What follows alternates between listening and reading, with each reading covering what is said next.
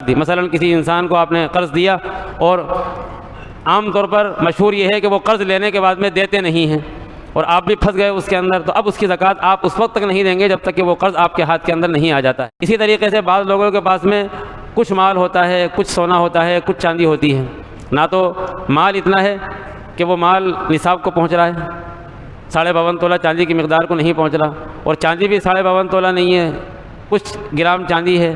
اور کچھ گرام سونا ہے، تو اب تینوں کو ملا کر دیکھا جائے گا کہ اس کی قیمت 52.5 تولہ چاندی کو پہنچ رہی ہے نہیں پہنچ رہی۔ غریبی کو ختم کرنے کا ایک ہی نسخہ قرآن کریم نے بتلایا تھا، اور وہ نسخہ ہے کہ زکوٰۃ کو ادا کیا جائے، زکوٰۃ دی جائے، مال کا حق ادا کیا جائے۔ اللہ تعالیٰ انسان کی اپنی پریشانیاں بھی دور کرے گا، اور جو انسان پریشانیوں کے اندر مبتلا ہے مال نہ ہونے کی وجہ سے اور غریبی کی وجہ سے اور فقر کی وجہ سے، اللہ تعالیٰ ان کی پریشانی کو بھی دور کرے گا۔ یہ مہینہ جیسا کہ پہلے بھی عرض کیا گیا تھا کہ صبر کا مہینہ اور غمخواری کا مہینہ ہے۔ اس مہینے کے اندر انسان کو صبر سے اور ہمت سے کام لینا پڑتا ہے، اور دوسری چیز جو حضور اکرم صلی اللہ علیہ وآلہ وسلم کے طریقے سے معلوم ہوتی ہے وہ یہ کہ اس مہینے کے اندر اپنے دیگر مسلمان بھائیوں کا خیال کرنا اور ان کی ضروریات کو باہم پہنچانا بھی ضروری ہوتا ہے۔ اس سلسلے کے اندر نبی اکرم صلی اللہ علیہ وآلہ وسلم کا اگر یہ ارشاد ہمارے سامنے رہے تو پھر اپنے بھائیوں کا تعاون کرنا اور ان کی مدد کرنا ہمارے لیے آسان ہوتا ہے کہ آپ نے ارشاد فرمایا کہ اللہ فی عون العبد ما کان العبد فی عون اخیہ۔ اللہ تعالیٰ اپنے بندے کی مدد کرتا رہتا ہے اس وقت تک جب تک کہ بندہ اپنے بھائی کی مدد میں لگا رہتا ہے۔ جب تک ہمارا یہ مزاج رہے گا کہ ہم اپنے بھائیوں کا، اپنے متعلقین کا، اپنے رشتہ داروں کا، اپنے ایمانی اور اسلامی بھائیوں کا خیال کرتے رہیں گے، ان کے کام آتے رہیں گے، ان کی مدد کرتے رہیں گے، اللہ رب العزت بھی ایسے اوقات کے اندر جب ہم ضرورت کے محتاج ہوں گے، مدد کے محتاج ہوں گے، اللہ تعالی ہماری ضرورتوں کو پورا کرے گا اور ہماری مدد فرمائے گا۔ دو چیزیں ہیں جو انسان کے لیے اپنے بھائی کے تعلق سے ہوتی ہیں، ایک تو یہ کہ ایک نفلی صدقہ اور ایک ہوتا ہے صدقہ واجبہ۔ نفلی صدقہ تو انسان کرتا ہی رہتا ہے اپنی مرضی سے، جتنا وہ دینا چاہے دوسروں کو دیتا ہے، اور جتنا وہ تعاون کرنا چاہے دوسروں کا تعاون کرتا ہے۔ اس پر بھی اللہ تعالیٰ اس کو بہتر بدلہ عطا فرمائے گا دنیا اور آخرت کے اندر۔ لیکن ایک وہ چیز ہے جو انسان کے اوپر فرض ہے اس کے مال میں سے، جس کو ہم زکوٰۃ کہتے ہیں۔ اللہ رب العزت نے اسلام کی بنیادیں 5 بتلائی ہیں۔ حدیث نبوی کے اندر حضور اکرم صلی اللہ علیہ وسلم نے اس کا ذکر فرمایا کہ اسلام کی بنیاد 5 چیزوں پر رکھی گئی ہے، اور ان میں ایک زکوٰۃ بھی ہے۔ نماز ہے، روزہ ہے، زکوٰۃ ہے، حج ہے، اللہ کو ماننا اور اللہ کے رسول صلی اللہ علیہ وسلم کی رسالت کا اقرار ہے۔ تو ان میں سے ایک چیز زکوٰۃ بھی ہے، جو ایک مال کے متعین مقدار تک پہنچ جانے پر ادا کی جاتی ہے اور متعین مقدار دی جاتی ہے۔ اللہ کے رسول صلی اللہ علیہ وآلہ وسلم کو حکم دیا گیا قرآن کریم کے اندر کہ خذ من اموالہم صدقۃ تطہرہم وتزکیہم بہا، کہ آپ ان کے جو مال ہیں ان مالوں میں سے صدقہ واجبہ وصول کیجیے۔ اور اس کے 2 فائدے ہیں۔ ایک فائدہ تو یہ ہے کہ اللہ تعالیٰ اس کے ذریعے سے ان کے اندر پاکیزگی پیدا فرمائے گا اور ان کو پاک فرمائے گا۔ مال کے اندر برکت بھی ہوگی اور مال کے اندر پاکیزگی بھی پیدا ہوگی اس کے ذریعے سے۔ بظاہر جب انسان اپنا مال نکالتا ہے تو وہ مال کم ہوتا ہے، لیکن اللہ رب العزت کے حکم کے مطابق جب مال نکالا جاتا ہے اور زکوٰۃ ادا کی جاتی ہے تو اللہ تعالیٰ برکت کے اعتبار سے اس مال کو بڑھا دیتے ہیں۔ اس کے اندر برکت ایسی پیدا فرما دیتے ہیں کہ جو کام بظاہر 100 روپیے میں ہونے کا ہے، اللہ تعالیٰ اپنے فضل سے اس کو 50 روپیے میں کروا دیتے ہیں۔ جو خرچ ہمارا ہزاروں روپیوں کے باہر نکلتا ہے، اللہ تعالیٰ سینکڑوں روپیوں کے اندر وہ خرچ پورا کروا دیتے ہیں۔ یہ اللہ تعالیٰ نے ایک ایمان والوں پر فضل فرمایا ہے کہ بظاہر تو مال نکالا جاتا ہے تاکہ بھائیوں کا تعاون ہو سکے، ایمان والوں کا تعاون ہو سکے، لیکن اللہ رب العزت اپنے فضل سے مزید ان کو عطا فرماتے ہیں، اور وہ برکت ہے جس کو اللہ تعالیٰ مال کے اندر بھی دیتے ہیں اور اولاد کے اندر بھی عطا فرما دیتے ہیں۔ زکوٰۃ کے تعلق سے یہ وہ چیز ہے جس کو ہم یہ سمجھ سکتے ہیں کہ خوشخبری ہے کہ مال کے اندر بھی پاکیزگی پیدا ہوگی اور مال کے اندر اضافہ بھی ہوگا۔ قرآن کریم کے اندر اللہ رب العزت نے ایک خوشخبری اور بیان فرمائی کہ فَأَمَّا مَنْ أَعْطَى وَاتَّقَى وَصَدَّقَ بِالْحُسْنَى فَسَنُيَسِّرُهُ لِلْيُسْرَى، کہ جو انسان اللہ کی راہ کے اندر دینے دلانے کا مزاج بناتا ہے، اسلام کو اچھے طریقے پر قبول فرماتا ہے، اللہ تعالیٰ نے یہ وعدہ فرمایا کہ فَسَنُيَسِّرُهُ لِلْيُسْرَى، ہم اس کے لیے آسانیوں پہ آسانیاں پیدا کر دیں گے۔ ایسے اوقات کے اندر جب وہ پریشانیوں کے اندر گھرے گا، اللہ رب العزت کی رحمت اس کے کام آئے گی، اللہ تعالیٰ کی مدد اس کے کام آئے گی، اور ایسے مشکل اوقات میں جہاں پر اس کو راستہ سجھائی نہ دیتا ہوگا، اللہ تعالیٰ اس کو راستہ دکھائیں گے۔ اسی کے برخلاف جو لوگ دینے دلانے کا مزاج نہ بناتے ہیں بلکہ بخل سے کام لیتے ہیں، مال کو روک کر رکھتے ہیں، مال کو جوڑ کر رکھتے ہیں، اللہ تعالیٰ نے ان کے تعلق سے بھی ارشاد فرمایا کہ وَأَمَّا مَنْ بَخِلَ وَاسْتَغْنَى وَكَذَّبَ بِالْحُسْنَى فَسَنُيَسِّرُهُ لِلْعُسْرَى، کہ جو لوگ بخل سے کام لیتے ہیں اور مال اللہ کی راہ کے اندر خرچ نہیں کرتے ہیں، جو مال ان کے لیے خرچ کرنا ضروری ہے، اللہ تعالیٰ فرماتا ہے کہ ہم ان کے لیے تنگیوں پہ تنگیاں پیدا کر دیتے ہیں، پریشانیوں پہ پریشانیاں ان کے اوپر ڈالتے ہیں، مصائب ان کو گھیر لیتے ہیں اور مشکلات ان کو ایسا جکڑ لیتی ہیں کہ وہ نکل نہیں پاتے ہیں۔ اور اللہ رب العزت نے مزید ارشاد فرمایا کہ والذین یکنزون الذهب والفضة ولا ينفقونها في سبيل الله فبشرهم بعذاب علیم، کہ جو لوگ سونے اور چاندی کو، یا سونے اور چاندی کی جو شکل ہے، جو روپیوں کی شکل میں جو رسیدیں ہیں، جو روپیوں کی شکل میں ہمارے پاس میں موجود ہیں، یا قیمت کی شکل میں جو سامان بھی ہمارے پاس موجود ہے ضرورت زائد، جو لوگ اس کو جمع کر کے رکھتے ہیں، اکٹھا کر کے رکھتے ہیں اور اللہ کی راہ کے اندر اللہ کے حکم کے مطابق خرچ نہیں کرتے ہیں، فبشرهم بعذاب علیم، اے نبی آپ ان کو سنا دیجئے دردناک عذاب کی خوشخبری کہ ان کو دردناک عذاب دیا جائے گا، آخرت کے اندر جہنم کی شکل میں ان کو دردناک عذاب ہوگا، اور اس دردناک عذاب کی تفصیل بھی اللہ رب العزت نے بیان فرمائی کہ وہ مال جو انسان جمع کر کے رکھتا ہے، چاہے وہ جس شکل کا بھی ہو، اللہ تعالیٰ اس کو جہنم کی آگ میں پہلے تپائے گا، اور تپانے کے بعد میں پیشانی کو، پہلوؤں کو اور پیٹھ کو داغا جائے گا، اور بطور اس کی تنبیہ کے لیے اور اس کو ذلیل کرنے کے لیے اللہ تعالیٰ کہا ہے کہ ھذا ما کنزتم لانفسکم فذوقوا ما کنتم تکنزون، کہ یہ وہ مال ہے جس کو تم نے دنیا کے اندر جوڑ کے رکھا، اب جو تم نے جوڑ کر رکھا ہے اس کا مزہ چکھو۔ اللہ رب العزت نے جو وعیدیں بیان فرمائی ہیں ان وعیدوں سے ڈرنا چاہیے۔ اللہ نے اگر مال دیا ہے تو مال کو خرچ کرے۔ یہ رمضان المبارک کا مہینہ جس میں ہم روزے رکھتے ہیں اور روزے رکھ کے اپنے جسم کی پاکیزگی اللہ رب العزت سے چاہتے ہیں، دل کا تقویٰ چاہتے ہیں، دل کی صفائی چاہتے ہیں، وہیں اگر ہم اپنے مسلمان بھائیوں کا خیال رکھیں گے اور ان کا تعاون کرنے کا ارادہ کریں گے اور زکوٰۃ کو اس مہینے کے اندر نکالنے کی فکر کریں گے تو پھر ہو سکتا ہے کہ اللہ تعالیٰ ہمارے اس زکوٰۃ نکالنے کو ایسا قبول فرمائے کہ پورے سال کے لیے ہمارے لیے خیر و برکت کا فیصلہ اللہ تعالیٰ فرما دیں۔ زکوٰۃ کے کچھ موٹے موٹے مسائل ہیں جو یہاں پر بیان کر دیے جاتے ہیں، لیکن اصل چیز یہ ہے کہ زکوٰۃ دینے سے پہلے انسان معلومات کر لے کہ ہمارے پاس اتنا مال ہے، اتنی زکوٰۃ، کتنی زکوٰۃ دی جائے گی، کن لوگوں کو زکوٰۃ دی جائے گی، اور زکوٰۃ دینے کے اندر کن لوگوں کا زیادہ خیال رکھنا چاہیے، یہ معلومات آدمی کر لے۔ لیکن چند موٹی موٹی چیزیں میں یہاں پر بیان کر دیتا ہوں۔ پہلے نمبر پر یہ بات ذہن میں رہنی چاہیے کہ 7.5 تولہ سونا یا 52.5 تولہ چاندی کی مقدار آدمی کے پاس میں ہے،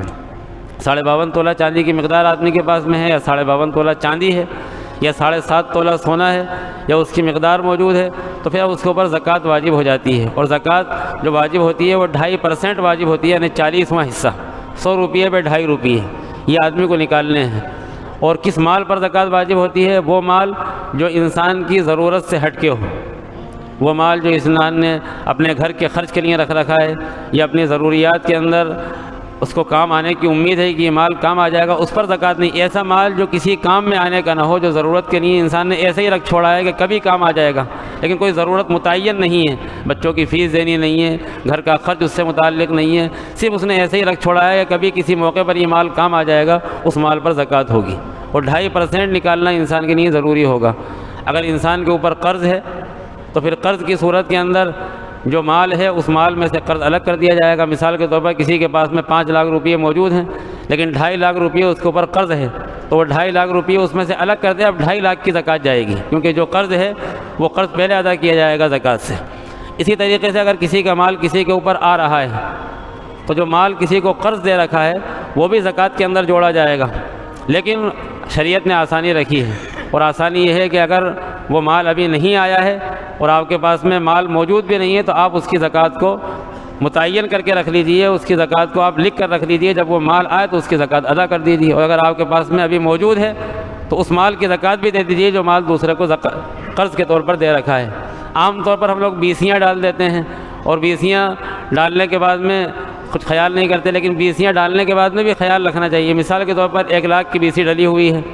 اور 50,000 روپیے ہمارے جا چکے ہیں، 50,000 روپیے جمع ہو چکے ہیں، اور 20 بیسیاں ہیں، 10 بیسیاں جمع ہو چکی ہیں، تو 50,000 روپیے گویا کہ ہمارا مال جمع ہو چکا ہے، اس پر بھی زکوٰۃ دینی ہوگی، کیونکہ وہ آنا ہے۔ جو مال ایسا ہو جس کے آنے کی قوی امید ہے کہ یہ آئے گا ہی آئے گا، اس کی زکوٰۃ دی جائے گی۔ اور جس مال کے بارے میں انسان کو شبہ ہو کہ یہ مال آ بھی سکتا ہے اور نہیں بھی آ سکتا، تو پھر شریعت نے گنجائش رکھی ہے کہ اس مال کے آنے کا انتظار کرے، جب وہ مال انسان کے ہاتھ کے اندر آ جائے تب اس کی زکوٰۃ دی۔ مثلا کسی انسان کو آپ نے قرض دیا، اور عام طور پر مشہور یہ ہے کہ وہ قرض لینے کے بعد میں دیتے نہیں ہیں، اور آپ بھی پھنس گئے اس کے اندر، تو اب اس کی زکوٰۃ آپ اس وقت تک نہیں دیں گے جب تک کہ وہ قرض آپ کے ہاتھ کے اندر نہیں آ جاتا ہے۔ لیکن اگر آپ کو معلوم ہے کہ زکوٰۃ ہمارا مال جو ہم نے دیا ہے وہ آئے گا ہی آئے گا، تو اس کی زکوٰۃ دی جائے گی۔ اسی طریقے سے بعض لوگوں کے پاس میں کچھ مال ہوتا ہے، کچھ سونا ہوتا ہے، کچھ چاندی ہوتی ہے، نہ تو مال اتنا ہے کہ وہ مال نصاب کو پہنچ رہا ہے، 52.5 تولہ چاندی کی مقدار کو نہیں پہنچ رہا، اور چاندی بھی 52.5 تولہ نہیں ہے، کچھ گرام چاندی ہے اور کچھ گرام سونا ہے، تو اب تینوں کو ملا کر دیکھا جائے گا کہ اس کی قیمت 52.5 تولہ چاندی کو پہنچ رہی ہے نہیں پہنچ رہی، جو آج کے اعتبار سے 45,000 روپیے مان لیجیے چاندی کی مقدار بنتی ہے، تقریباً 45-48,000 روپیے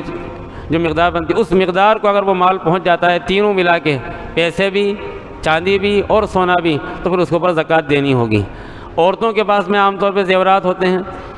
عورتوں کی جو زیورات ہیں وہ خود اپنے زکوٰۃ کی ذمہ دار ہوتی ہیں، لیکن چونکہ ہمارے معاشرے کے اندر اس طرح نہیں ہے کہ عورتیں اپنے مال کو الگ رکھیں اور شوہر اپنے مال کو الگ رکھے، تو جو شوہر حضرات ہیں ان کو فکر کرنی چاہیے اپنی بیویوں کی زکوٰۃ کی ادائیگی کی، جو بھی شکل بنے پہلے سے طے کر کے رکھیں اس کو کہ وہ زکوٰۃ دینی ہی دینی ہے۔ اگر شوہر نے بھی یہ طے کر لیا کہ ہم زکوٰۃ نہیں دیں گے، اور بیوی سے بھی یہ کہہ دیا کہ تم چاہو تو دو یا نہ دو، دونوں گناہ گار ہوں گے، اس لیے کہ شوہر نے اس کو ڈھیل دے دی۔ شوہر کی جب ذمہ داری کے اندر ہے تو اس کو ذمہ داری کسی بھی طریقے سے پوری کروانی ہے۔ جس طریقے سے انسان گھر کے اندر نماز پڑھنے کے لیے کہتا ہے، روزہ رکھنے کے لیے کہتا ہے، دیگر اور اخلاقی برائیوں سے باز رہنے کے لیے گھر کے اندر کہتا ہے، اسی طرح زکوٰۃ کے تعلق سے بھی گھر والوں کو متوجہ کروایا جائے کہ بھئی یہ بھی ایک ایسی چیز ہے جو ضروری ہے، اگر نہ دی جائے گی تو پھر اللہ تعالیٰ کی یہاں پکڑ ہوگی، ہو سکتا ہے کہ دنیا کے اندر بھی پکڑ ہو جائے۔ جو لوگ ایسے ہیں جن کو زکوٰۃ دی جا سکتی ہے، اللہ رب العزت نے خود اس کی تفصیل بیان فرما دی قرآن کریم کے اندر، کن لوگوں کو زکوٰۃ دی جائے۔ انما الصدقات للفقراء والمساکین والعاملین علیہا والمؤلفۃ قلوبہم وفی الرقاب والغارمین وفی سبیل اللہ وابن السبیل فریضۃ من اللہ۔ یہ 8 قسمیں اللہ رب العزت نے بیان فرمائی، جن میں سے کچھ چیزیں ایسی ہیں جو اس زمانے کے اندر پائی جاتی ہیں اور کچھ چیزیں نہیں پائی جاتی ہیں۔ وہ آدمی جس کے پاس ضرورت کے مطابق ہو اس کو بھی زکوٰۃ دی جا سکتی ہے، لیکن بہت زیادہ مال نہ ہو، خود اس کے اوپر زکوٰۃ واجب نہ ہو لیکن ضرورت اس کی پوری ہو جاتی ہو۔ وہ آدمی جس کے پاس میں کچھ بھی نہیں ہے اس کو زکوٰۃ دینا سب سے زیادہ بہتر ہے۔ اسی طریقے سے وہ لوگ جو قرض دار ہیں،